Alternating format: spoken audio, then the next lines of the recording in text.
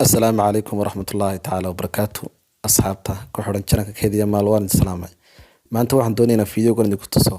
سيدي أدو قرن لهاي فلوين كاغا سيدو وقتهين بيش واحد كومي هاي تدكوا إن فلورس كوا ويوك صار راعي إن فلوين كوا دو راعي مركا كوا فلوين كاهي دو راعي سيدي أدو قرسن لهاي وشاشته قسم مقلها وقيبت فلورس كاهي تاسا إن شاء الله إذن لو ذاك دونا هذا فيسبوك هدين وذاك الله oo aynu booqano profile-kaaga tagto waxaad arkaysaa inay halkan ku qoran yahay following oo dadkii aan raacay anigu haddaba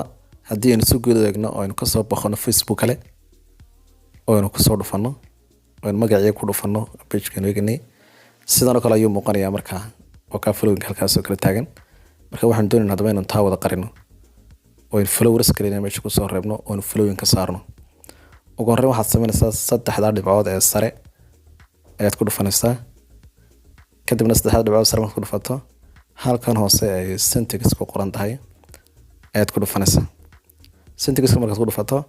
halka profile ku qoran tahay ayaad dooranaysaa kadib halka profile ku qoran tahay markaad doorato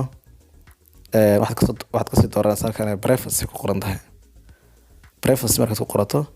halkan ay ku qoran tahay who can see your post ayaad ku dhufanaysaa markaad ku dhufato halkan ay ku qoran tahay only me ayaad ku dhufanaysaa kadib markaad ku dhufato waad iskaga baxaysaa hadda saas ku qarsoon yahay macnaheedu adoo kaliya arki kara kadib waad iskaga baxaysaa hadda si guud baan u soo eegaynaa bal inuu shaqeynayo kale wayna update gareynaynaa kadibna isla page-kii aynu eegaynay hadda ayaan ku noqonaynaa hadda saad wada aragtaan following uu qarsoomay aad baad mahadsantihiin fadlan haddaad nagu cusubtahay subscribe iyo like iyo comment